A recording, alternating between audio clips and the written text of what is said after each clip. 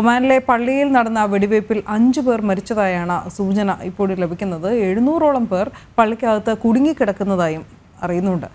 എന്തായാലും ഒമാനിലെ മസ്കറ്റ് തലസ്ഥാനത്താണ് ഈ വെടിവയ്പ് ഉണ്ടായിരിക്കുന്നത്. അത് ഒരു പക്ഷേ ഗൾഫ് രാജ്യങ്ങളെ സംബന്ധിച്ചിടത്തോളം ഏറ്റവും ഞെട്ടിക്കുന്ന ഒരു വാർത്ത കൂടി.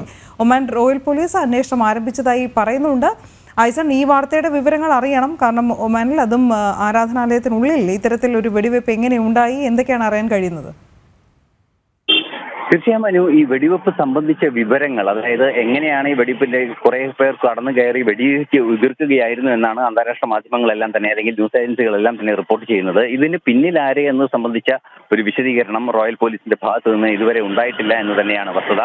ഇത് തന്നെയായാലും വലിയൊരു വെടിവെപ്പ് തന്നെ നടന്നു, അല്ലെങ്കിൽ ഈ 5 പേരുടെ മരണത്തിനും അതുപോലെ തന്നെ നിരവധി പേർക്ക് പരിക്കേറ്റിട്ടുണ്ടാകും എന്ന് തന്നെയാണ് ഇപ്പോൾ നമുക്ക് ലഭ്യമാകുന്ന സൂചനകളിൽ നിന്നും വായിച്ചെടുക്കാൻ സാധിക്കുന്നത്. എങ്കിലും ഇത് സംബന്ധിച്ചും ഒരു സ്ഥിരീകരണം വരേണ്ടതുണ്ട് എന്നാണ് നിലവിലെ സൂചനകളിൽ നിന്നും മനസ്സിലാക്കാൻ സാധിക്കുന്നത്. മറ്റൊരു പ്രധാന വിഷയം, 700ഓളം പേർ ബന്ദികളാക്കപ്പെട്ടിരിക്കുന്നു. ഈ പള്ളിയിൽ അടച്ചുപൂട്ടപ്പെട്ട് കഴിയേണ്ട സാഹചര്യം ഉണ്ടായിരിക്കുന്നു എന്നാണ് ഇപ്പോൾ മനസ്സിലാക്കുന്നത്.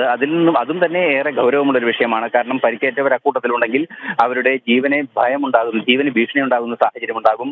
മരണസംഖ്യ ഉയർന്നേക്കാനുള്ള സാധ്യത തള്ളിക്കളയാനാവില്ല എന്നത് തന്നെയാണ് യാഥാർത്ഥ്യം. അല്പസമയം മുമ്പ് വരെ, അതായത് ഇന്ന് രാവിലെ വാർത്ത റിപ്പോർട്ട് ചെയ്യുമ്പോൾ ഉണ്ടായിരുന്ന 3 എന്നതിൽ നിന്ന് ഇപ്പോൾ 5 പേരുടെ മരണം സംഭവിച്ചിരിക്കുന്നു എന്നാണ് ഏറ്റവും പുതിയ വാർത്ത നമുക്ക് ലഭ്യമാകുന്നത്. അതുകൊണ്ട് തന്നെ മരണസംഖ്യ ഉയരാനുള്ള സാധ്യത തള്ളിക്കളയാനാവില്ല. പരിക്കേറ്റവരുടെ സ്ഥിതി സംബന്ധിച്ച വിവരങ്ങളും ഇനിയും നമുക്ക് ലഭ്യമാകേണ്ടതുണ്ട്. മാത്രമല്ല, ഈ കുടുങ്ങിക്കിടക്കുന്ന 700 പേരിൽ പരിക്കേറ്റവരുണ്ടോ അല്ലെങ്കിൽ ഏത് രീതിയിൽ മരണപ്പെട്ടവരുണ്ടോ എന്നത് സംബന്ധിച്ചുള്ള വിവരങ്ങളും നമുക്ക് ലഭിക്കേണ്ടതുണ്ട്.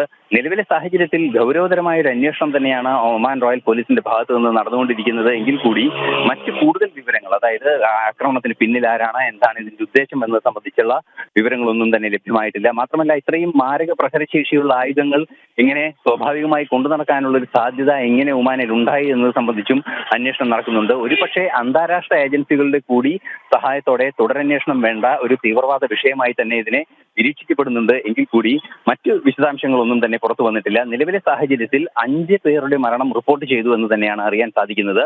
ഇനിയും മരണസംഖ്യ ഉയരാനുള്ള സാധ്യത തള്ളിക്കളയാനാവില്ലെന്ന് അധികൃതർ അനൌദ്യോഗികമായി സ്ഥിരീകരിക്കുന്നുണ്ട്. അനു.